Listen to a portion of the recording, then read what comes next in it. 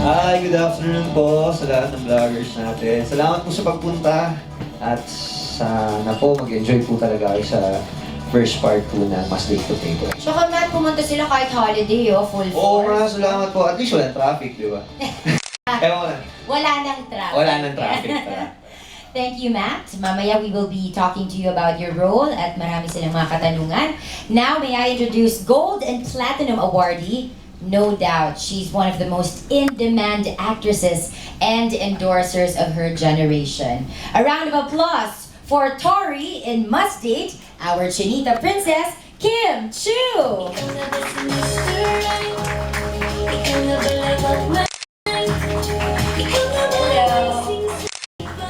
Siya talaga kumanta niyan, di ba Kim, yung album mo? Bakit hindi ba? Hindi alam. Hindi, proud lang ako. Parang may duda ka. Hindi, sobrang proud ako. Di ba pinag-uusapan natin yung album mo na yan? Batiin mo naman sila, Kim. Yes, hello, magandang tanghali po sa lahat ng ating mga... hello! Sa lahat ng ating mga friends, sa ating mga vloggers nandito ngayon. Full force ka, pamilya. Upo na kayo. Relax. Oo.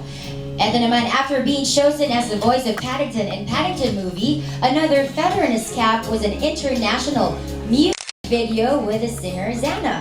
Ladies and gentlemen, actor, endorser, singer, lahat na ata, and one of ABS-CBN's resident hosts, Zach in Must Date the Playboy. A round of applause for Sia. Hello guys! Hi!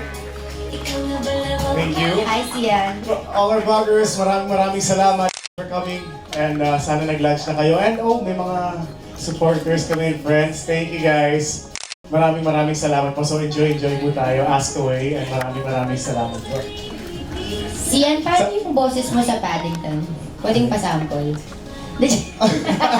Bubbly! Gano'n. Oo, di ba? Sabi ko ba, wala ba silang mga album ko din naman. Sabi, wala daw. Mr. Right lang daw, Mr. Right. Mr. Right. At ikaw naman ang Mr. Right ni... Si Mama yan. Unfortunately, sila Direct May Cruz kasi she's not feeling well, so she won't be joining us today. And si Jessie naman may prior commitment, kaya kasama ng full force itong tatlong ito. Guys, pwede bang konting kwento dun sa mga role nyo? Oo, pag-isang si Kim. Unahan mo na po. Ako po dito si Nathan, ang pinaka-OA nilang best friend, BFF na batiin. Galing niya magbakla-baklaan. Pero lalaki po talaga siya.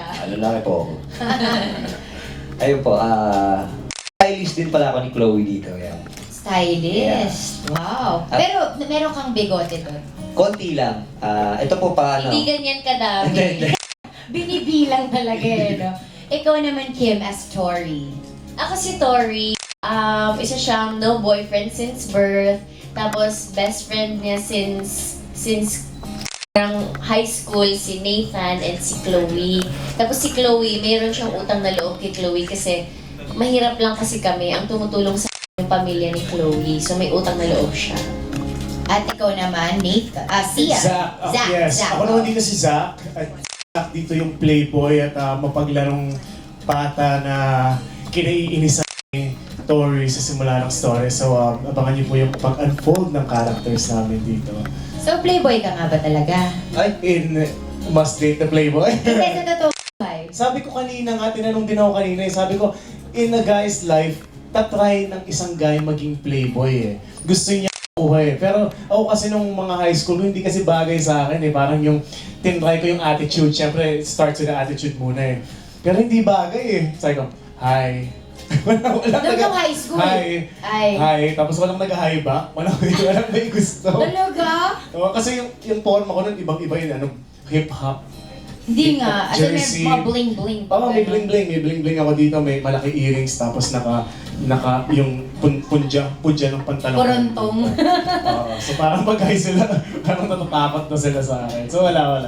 Sige, mamaya ko-continue natin ang ating Q&A dahil I'm sure maraming katanungan ng ating mga kapamilya sa inyo.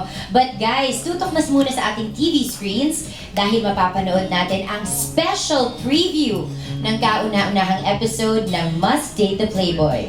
Ikaw na ba si Mr.